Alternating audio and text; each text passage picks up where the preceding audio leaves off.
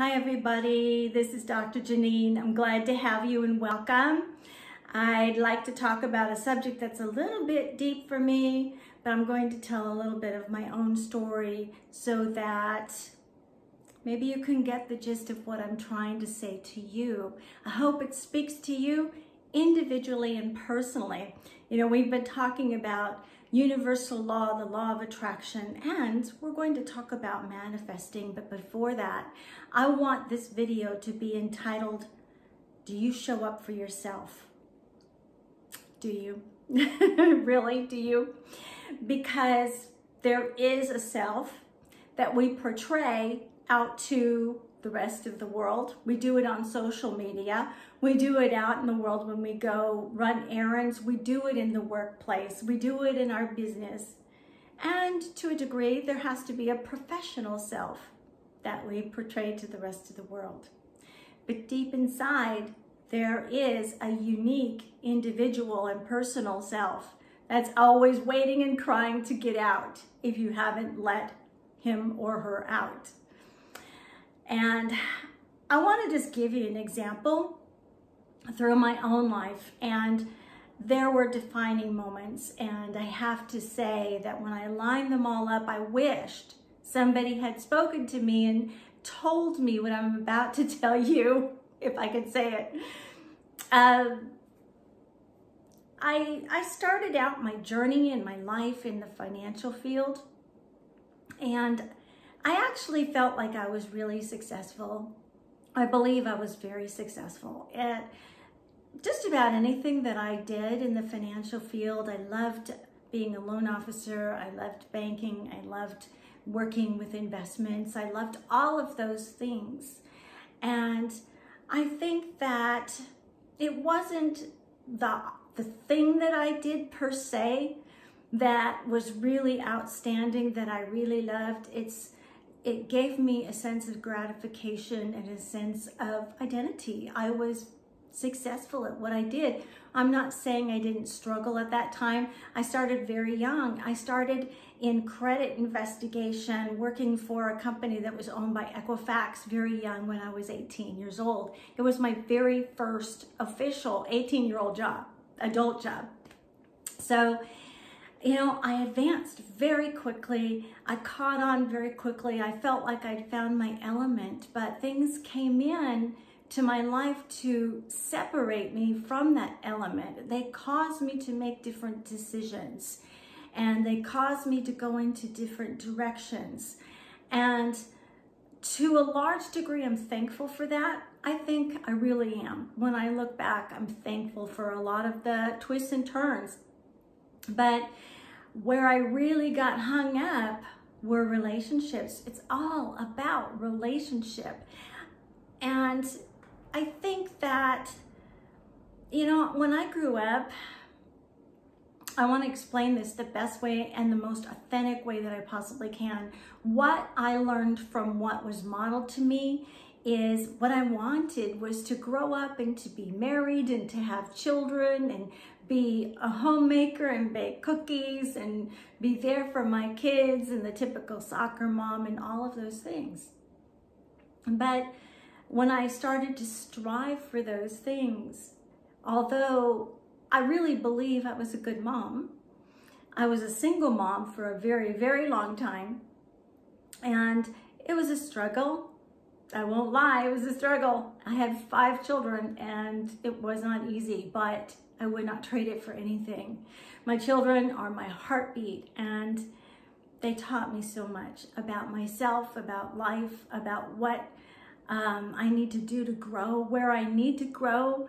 It's relationship, because a mother-daughter, a mother-son relationship is probably one of the most close and teaching relationships there is, besides the marital one.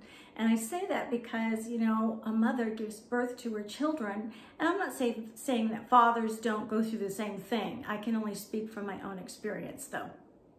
But, you know, they taught me how to grow. And I think that I identified myself by what kind of mother I was, and I identified myself by what kind of wife I was being told I was or was not. And that was the hard thing, is every one of us on this planet, we want to be accepted. We don't go out there with the decision that I'm going to make this choice so that I could be rejected, so that I could learn. That's just not the way it happens. We want to naturally be accepted. And of course I wanted to be accepted. And what happened for me is I went by my experience according to what other people were to me and how they would respond around me and what they said. That kind of guided me. I took everyone's words very literally, and I kind of went by what people said. So if those were around me that told me I wasn't doing a good enough job at this or that, maybe as a mother, maybe as a wife, maybe as anything, then I felt like I had failed. I felt like something is wrong, because it really broke up that vision that I had that was supposed to be, that I was kind of visually taught. This is what you're supposed to do. And I think in some words, yes. I think my mother did a very good job in displaying what a mother should be when they stay home and take care of their children and they're a wife and all of those things. And it's not that there weren't hardships, because there were some difficulties within that scenario, and that defined me as well. I let those things define me. And that's the way I'm going to kind of bring this around. I basically let my outside define me. I let people that I was involved with define me. I let whether or not my children were doing good in school or not define me. I let whether my mother decided she wanted me to be a doctor, and I know she made that choice because she loved me. She gave me all of these encyclopedias to read when I was very young, and I did, and I know a lot about medicine. I know a lot about those things that work in the body, but because of that, it makes me an outstanding healer, at least I think. I didn't become the medical doctor that she wanted me to be, but I am a doctor. I have a PhD.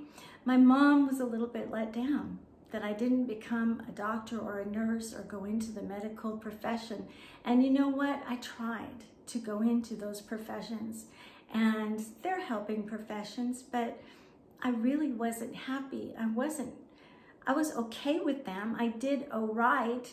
I was good at it, but it wasn't something that was me, and it wasn't that I didn't want to heal people. I am a healer, but the thing that I discovered is I'm a natural healer, and I do it in different ways than a physician might do it. And we need those things in life. We need the doctors, the medical professionals, and we need those who are outside of the medical professionals that deal with the heart, the mind, the body, the soul, the wholeness, and the holistic part of us.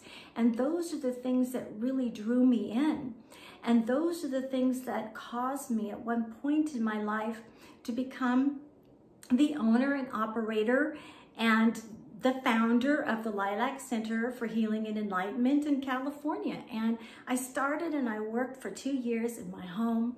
I was so thrilled the day, actually I was depressed. I was really depressed. I'm like, where do I go now? I was doing okay. And there were a lot of, ideas as to what I should do, quit school, go back to school, do this, do that. Again, a lot of outside feedback. And I think a lot of times it happened because I asked, what do you think I should do? And I enjoy other people's opinions. I think that other people's input and their insight and their opinions are very valuable. So I don't want to discount that. But when I opened my office, I woke up from it was like I was the most depressed all of a sudden that I could ever be. And I woke up one day and I said, I'm going to open my office. It's time for me to open my healing center. It's time for me to be everything that I am and display that openly in the world. And let that be open even more so. It's like an open door just kind of flung open for me, and it was open wide. And that very next day I had an office, a lease was signed, everything was being decorated. I had, you know, things coming up here, desks and bookshelves and special music and lighting and flowers and everything that I just really felt was important, that gave me peace and serenity and gave me a sense of this is a place of healing, to get away from the rest of the world and take a look at yourself, for my clients and for myself. That was me. It was authentically me. But I had no idea there was much more to that than just what I had done. There was much more to my journey, and there still is. But it's not what other people tell me that I should be. I love their input once again, but sometimes because of the way I was raised, I had this sense of rejection that went through relationship to relationship, whether it was a friendship or a family member or a marital partner. I had this sense of rejection, and my biggest thing is I really wanted to be accepted. And through that desire to be accepted and not be rejected, I didn't want to feel that hurt anymore. I went along with what other people said, and what happened is it drove me in wrong directions. And ultimately, I ended up losing everything because I had to. But I want to back up just a little bit about the financial aspect. I had a great deal of money at that time. The finances definitely were not a problem. I was doing very well. I manifested everything the way that I really believed and truly felt came from deep within my soul. This is what I project to the world. This is my soul. This is my healing place. This is my place of, you know, where I want to see people receive a resurrection and ascension. I want people to see the light that lives inside of them. This was something that just brightened up my face. It brightened up my countenance, and it went against every religious thing I was ever taught. And it's because it had nothing to do with religion. It had everything to do with me and with my purpose and my destiny here in this life, in this world, and in this lifetime. It doesn't mean I don't value the steps to that place. I value every single one of them. All of the teaching that I had through Christianity, regardless to what denomination I was attending. I was pastoring for a while because I was told, you should be a pastor. So that's what I did. That's what I did. And to a large degree, I believe I did a good job. I think I really did. But it did not continue because it's not what I was meant to do. It was what other people felt I should do, and they pressed me to do it. And this is not about blame. It's not about any of those things, because if I had anybody to blame, if I were to do that, it would be myself. But I can't even really do that because I really didn't know and understand that I didn't need to have their acceptance, you know, to do the things that I've been born to do. We've all been born into this world with certain spiritual gifts and attributes about us. And sometimes we learn and obtain those things, and we nurture those things along the way, and we make detours, and then we come back around. One thing that I've learned, that I know is that my destiny will always hold on to me. It's like my purpose is a rubber band, and there's only so far I can stretch it or go outside of it before it snaps back together. And I have to do it. Anytime I try to go back, anytime I try to look back, it never works out well. It sets me in a place of depression. It puts me in a place of stagnation. I cannot do it. And there's something that I realized that is such an important message that I really want to convey to you. One is I learned that money controlled just about everything around me. When I had a whole lot of money, I had a whole lot of people who liked me. And that's the way it was. And when I had a whole lot of losing of that money, when everything went down the drain, when I lost everything, I lost a relationship, I lost my home, I lost my business that I really dearly loved, I lost one of my children, unfortunately, and that was really hard. And you know, these things didn't happen all at once. They were kind of successive. You know, they went into a succession, and I got to a point where I had my cat in my clothes. You know, I didn't know what to do. I was trying to please everyone else. Everyone else needed me for this, and they needed me for that, and this is what you should do. And so that's what I did. If they, you know, didn't leave me because I lost everything and they were still around, they were trying to fix me. And I was letting them. I was letting them because I really didn't know to do anything else. I thought that was compassion, and I thought that that was giving, and that was love. And to me at that time, yes, it was. But it wasn't compassion and giving nor love for myself. And this is the point I want to just hone in on now. We have to show up for ourselves first. We've got to show up for yourself. If you want to manifest, if you want to see the law of attraction work in your life, if you want to see what God has given to you as a spiritual gift, if you really want to know what your purpose and destiny is, you have to shut everything out for a while and show up for yourself. And that means nurturing who you are. That means not just self-care, going beyond self-care, self-evaluation. Define who you are without your home, without your car, without your friends, without your family, just you and the spark of God that lives inside of you. Step away from all of the voices that teach you, because I was on a road going to somewhere, but not towards my true purpose and my true identity because of other people's teaching. And it was because I was listening to what they said I should be. And the difference here is I'm telling you, I'm asking you to listen to what you should be for yourself first. Because you can't identify yourself in any particular situation, with any particular relationship, in any particular family area or community, or anything you might reach out to do until you really know who you are. You need to be there for yourself. Show up for your own identity and know it, and know it well.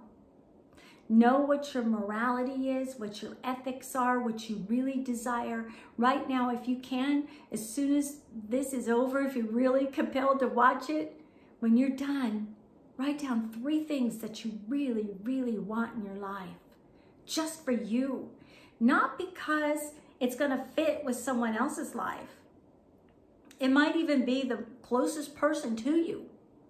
You know, you could be married to someone and totally have a different relationship with your purpose.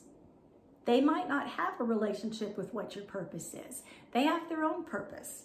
Sometimes people hit it in a way where, you know, they're going in the same purpose and identity direction, the same destiny direction. And I think all of us, you know, basically within our oneness have our same identity and our same destiny. But individually, we have a personal one. It's like being a piece of the puzzle. You're your own unique and uniquely formed puzzle piece. And when you fit into the whole puzzle and you know what your purpose and your destiny is and what you truly believe for yourself, you fit into that puzzle and that oneness perfectly, just the way you are. You don't have to be perfect to do it or to be it. I mean, we're not really human doings. We're human beings. I've heard that often. I don't know where it originated, but I have heard it often. Just be and figure out what you really want and desire. Because when you connect with your true purpose and you know what that is, and you begin to gravitate towards it, you'll see that your purpose will support you. You will receive so many synchronicities from out there in the world. You will receive so much response from other people. You will actually, this might be a little bit fearful for you, but you might see your whole life turn around, upside down and inside out. You might see people leave you. God bless them. And then new people you might see come into your life. God bless them. You know, it's very hard to feel that sense of rejection. But we only feel rejection when we don't accept ourselves. And we only feel a sense of rejection and lack of love when we don't love ourselves. Because we attract not what we want or desire or what other people want and desire for us. We attract who we are to us naturally. It's a natural thing. We don't have to strive. I'm telling you, you don't have to strive for anything. You don't have to live up to anybody's expectations but yourself. Just your own. Expect for yourself. Expect like you're giving birth. You may be a man and watching, okay? Maybe you don't understand, but you know, the whole real purpose or the whole real experience, but you know what birthing is. Birthing is something that causes labor, and you will labor for it, and you'll love it. And it causes joy, and when you look at it and it surrounds you, and you will absolutely love it. It's the same thing like when the Lilac Center was birthed through me. I looked around one day and I said, I love this. This is me. All out there in a place of healing and wholeness. And it made me heal and it made me whole. And when I come away from that belief in that truth of who I am, I feel again that sense of rejection. I start to feel that depression, that oppression, like I'm bottled up inside, like something that needs to come out isn't coming out because it's being stopped up, and I'm allowing it to do that. And you might have to ruffle some feathers, and you might have to tell some people no while you're in your process. Oh well. Oh well. What is more important than your happiness and your joy? And at the end of the day, when life has come to an end for you in this form, and you take your last breath in this form, who is going to be standing before the Almighty on the other side of this journey with you? Yeah, there might be others around you, but what's going to identify you? What is it that you can say that you fulfilled? Do you want to say that you fulfilled your purpose and your destiny in this lifetime? Do you want to say that you did everything that absolutely ignited a passion in you and fulfilled your soul? And because of that, it ignited a passion in other people, and it fulfilled their soul, and it healed them from the inside out. Find out what that is. Take the time, even if it takes a lot of time. Don't stop. Don't stop until you know you're on the road to your purpose. Ask for it. Ask for it today. If you feel inspired today, if you feel like your life has been just, you're looking around and you're saying, I'm just existing, I'm going through the motions, you might be happy, you might not be depressed, but if you're feeling a sense of something missing, Stop. Get off the wheel. Get off the wheel. Nobody can help you reinvent that wheel but yourself. You and God. Just do it. It will be so worth it. And yeah, you might have to make a sacrifice of something. You know, it was Jesus that taught us to count the cost. And then he went on and he said, pick up your cross and follow me. And I really believe he meant follow after my ways, after what I taught, that we reap what we sow. And if you're sowing things that are against your purpose, if you're sowing things because you don't want to feel rejection, if you're sowing things because you want to please other people around you, then you're going to reap a life that just isn't your purpose. And it doesn't have the passion in it that you really need and deserve. You deserve it all. And this is getting a little bit long, so I want to continue it on. Please take this time. Take some time to write down 3 things about your life that you would like to see happen, that you want to manifest in your life. And if you can find those things, what defines you? Think about those things. What are the things that truly make you light up? What defines you? Whether it's a spiritual belief, whether it's going back to school, starting a business, something that's creative because that's spawning, it's coming out of your stomach, your gut. Your gut is speaking to you. It has intuition. It tells you God is in there. And maybe you're supposed to start a new business. Maybe you're supposed to start a place of healing. Maybe you're extremely intuitive and you want to go out there and help people with their thoughts and ideas in their life. Maybe you're an influencer and you want to do fashion and makeup. I watch a lot of those. So please, if you do that, I will watch your videos. I'm just saying, what defines you? What makes you happy? What makes you fulfilled? What brings you a sense of purpose and destiny?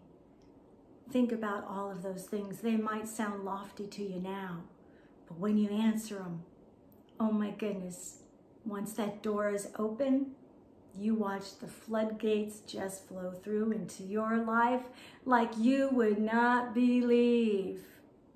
Jesus said, ask, and it'll be given. Knock, and the door will open. And I believe what he said. A lot of people do, you know. A lot of people do. I've given you a lot to think about. I really haven't even said everything that I wanted to say.